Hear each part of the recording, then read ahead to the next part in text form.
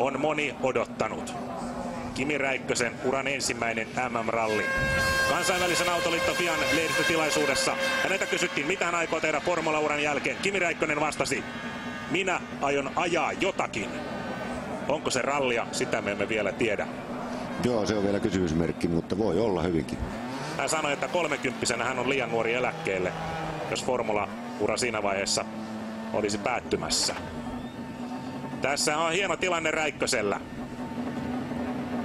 Osittain tällaista autoa käytetään pohjana sille tulevaisuuden MM-ralliautolle, joka pari vuoden kuluttua on sitten pääluokkana. Tässä on 2-litrainen moottori, kun uuteen versioon tulee sitten 1.6 turbo. Ja rinnalla Räikkösellä norjalaiskuljettaja Stengun Belfield N-ryhmän Subarulla. Räikkönen ottaa lähdössä varman päälle, vähän nukahtaa suorastaan. Ensimmäinen jarrutus, se menee hienosti. Räikkönen on liikkeellä.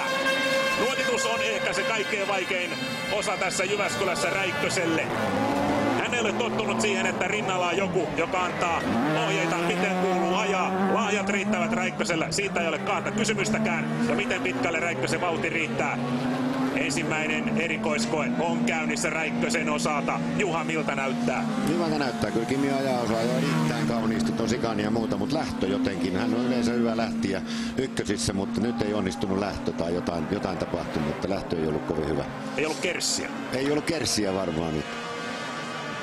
Bielfeldt ottaa tässä kärkipaikan, Räikkönen 2,5 sekuntia perässä. Tässä myöskin hyvä verrata sitten autoja. Tuo norjalaisen Subaru on siis N-ryhmän auto, Räikkösellä S2000-luokan auto. Sieltä tulee Räikkönen. Takuu varmaa työtä Räikköseltä. Kai Lindströmiltä, kokenut kartturi myöskin, nauttinut MM-voitosta. Muun muassa Tommi Mäkisen rinnalla. Tietää varmasti mikä on homman nimi ja juuri oikea kartanlukija Kimi Räikköselle. Räikkösen ensimmäinen MM-rallin erikoiskoe. Se on kohta paketissa.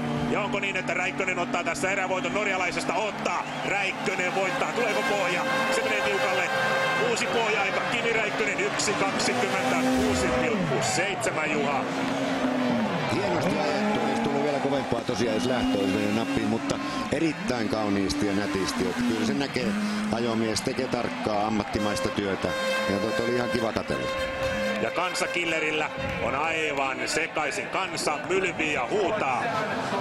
Tämä on haluttu nähdä ja nyt se on totta. Kimi Räikkönen MM-rallissa näyttää peukkua siellä.